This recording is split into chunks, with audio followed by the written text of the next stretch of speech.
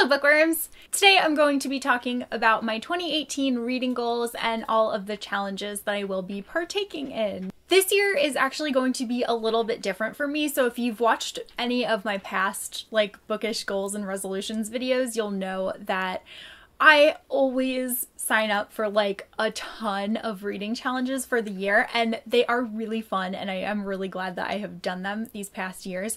But I've decided that for 2018, I really want to focus more on less reading challenges and hopefully participate in more readathons throughout the year, because for some reason readathons always end up being on dates where it's just not convenient for me. So I want to kind of try to figure out when they are beforehand so that I can do those. That is really what I want to focus on. I think it's so fun to participate in readathons, but I think Booktubeathon 2 years ago is the only one that I really actively participated in. That's my first goal or resolution or whatever. I just really want to do readathons. Next, which actually probably should have been my first goal, is the one that I will forever sign up for every year no matter what, and that's the Goodreads reading challenge. That to me is just so easy to sign up for, and you don't even have to track it yourself. Goodreads keeps track, which is so nice, and you don't have to think about it at all. I know a lot of people have changed their opinion on the Goodreads reading goal, but I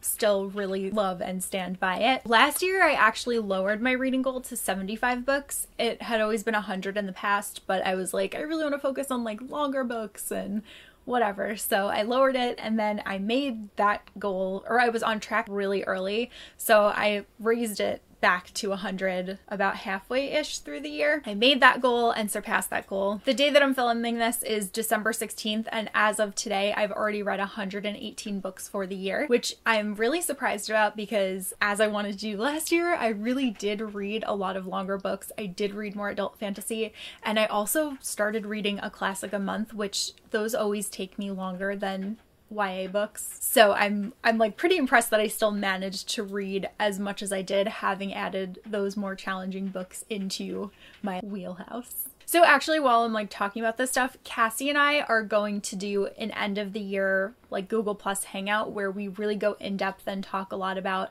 all of the books that we read throughout the year. So I just want to let you know, that's where I'm going to be going over all of my stats and stuff more. Should be really fun. We're going to be doing it instead of a book club, so you guys should come while we do that. Actually, I have the date. We got better and we actually planned it when we were ending our last book club. So on December 30th around 11 a.m. we're going to be having our live show for just our end of the year reading wrap up. The next challenge that I'm going to be participating in is one that Alexa of Alexa Loves Books and I have created together. We both really want to focus on reading more classic books. So the two of us came up with this challenge, and the reason that we're doing it mostly is for ourselves because we personally want to read these. So we're not making it a big thing, but anybody who wants to participate is totally welcome to, and anybody who wants to talk to us about classic books, please do so, because both of us are really trying to read more of them and to get into them. I don't know about you, but every time that a classic book comes up in conversation and I'm able to say that I read it, I always feel so good about myself having read that book. And I feel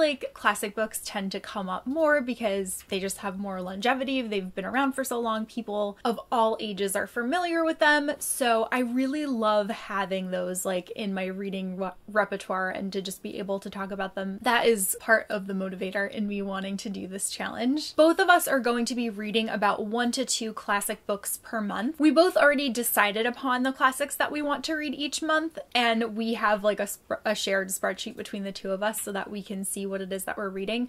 There are a couple of months where we have some overlap between our choices, but not every single month, because there are some that I want to read that she doesn't want to read, and there are some that she wants to read that I'm not interested in at the moment, or there are just others that I want to read more. So I'm actually thinking of making a separate video with my classics TBR for the year. Let me know if that's something that you want to see, or if you just want to see what it is that I'm reading every month when I post my monthly TBR videos. And that is really it for my reading goals for the year. I just want to be happy with what I read, which is pretty simple goal. I just want to keep up my reading. I think in the past I've tried to like be like, I'm gonna read a little bit less and slow it down and whatever, but I commute for like 4 hours a day, so I just read a lot. Like, that's just my life, and I love it. Like, I love having all of that reading time. I feel like while it would definitely be nicer to have more time at home, I do like that I am allotted those hours as like uninterrupted reading time, and I think that's why I'm able to read as much as I do.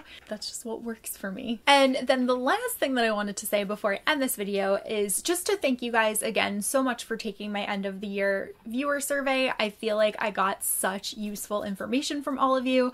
I read through every single response, which took me a really long time because I think I ended it with almost like 500 responses, which was just like, I was amazed and overwhelmed in the best way possible. So I already have a really good handle on what it is that I want to focus on in the next year and the content that I want to produce for you guys. If you can believe it, I already have all of my videos planned through February, which is just insane because usually Saturday comes and I'm like, what am I going to post this week? And I also have some ideas of things that I want to do a little bit differently. And I actually have a Bookish vlog coming up where I'm going to talk more about the results of everything that I learned from you guys. So if you're interested in hearing those results, you should watch that Bookish vlog. Actually, it might be up already when this one goes up. So I really hope that you guys will notice a difference in my content, and also just know that like, I just so appreciate everybody answering, because it was really, really, really incredibly helpful for me, and I feel like it really motivated me to get extra organized, and I am just so excited to put so much energy into my YouTube channel for next year, and I feel like I have a strong focus, and I'm honestly just so excited. Like, I cannot wait to just start doing the things that I have planned. So those are the few reading like challenges and goals that I'm going to be focusing on for 2018. Let me know if there are any challenges that you're partaking in, or any challenges that you think that I should be aware of. Let me know if you want to also read a lot of classics with Alexa and I. I think that's everything. I'm so excited for 2018. So that is all that I have for this video, and I will see you guys soon in a new one. Bye!